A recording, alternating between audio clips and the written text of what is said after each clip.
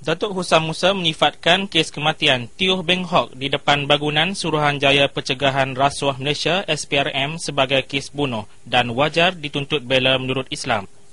Mewakili PAS Malam dalam rapat umum keadilan untuk Beng Hok di Stadium Keranajaya, Husam minta kematian mendiang dituntut bela oleh lebih 5,000 rakyat yang hadir. Konsep Islam sangat mudah. Membunuh satu nyawa sama seperti membunuh seluruh manusia. Tidak kira nama mereka bangsa Melayu ataupun bangsa Cina ataupun India. Adik kita, saudara Beng Hok, telah terbunuh. Pada pendapat saya tidak syak lagi Beng Hok dibunuh.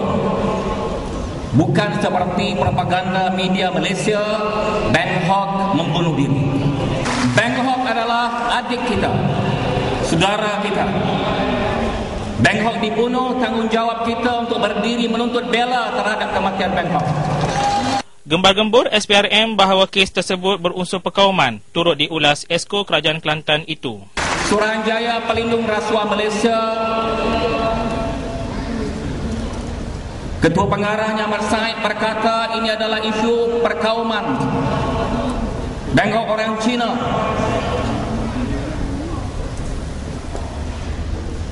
Beliau harus tahu bahawa Beng Hok adalah sama nilai nyawanya dengan nyawa orang Melayu.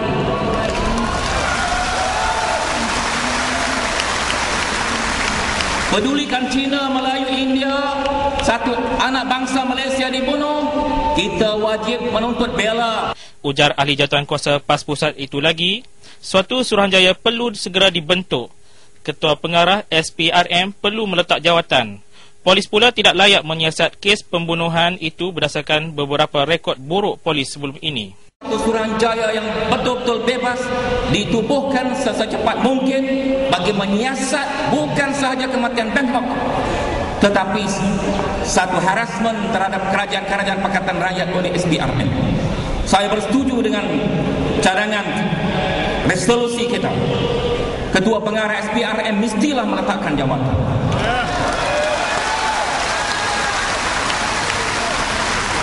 Kita tidak bersetuju polis menyiasat SPRM. Sendiri buat salah, sendiri siasat, sampai bila kita takkan jumpa penyelesaian. Polis dengan SPRM 2 kali 5. Polis not better than SPRM. Polis sometimes worse than SPRM.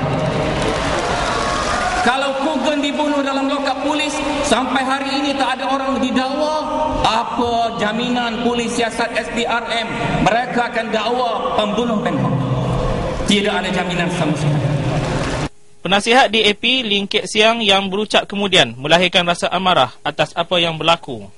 Beliau tidak dapat menerima hakikat mendiang akhirnya mati dalam siasatan SPRM. 3 hari dahulu saya terperanjat. This country come to 52 years Malaysia boleh apa boleh ini?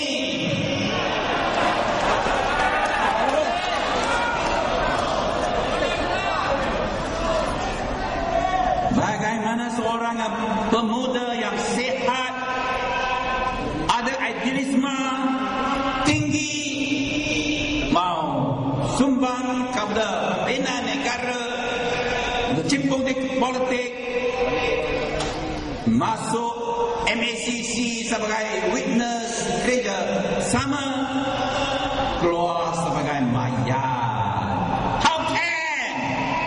We are angry, we are sad, we have the right to be angry, we have the right to be sad. Menteri Besar Selangor Tan Sri Khalid Ibrahim, Ketua Menteri Pulau Pinang Lim Guan Eng dan beberapa Esko Selangor turut menyampaikan bantahan.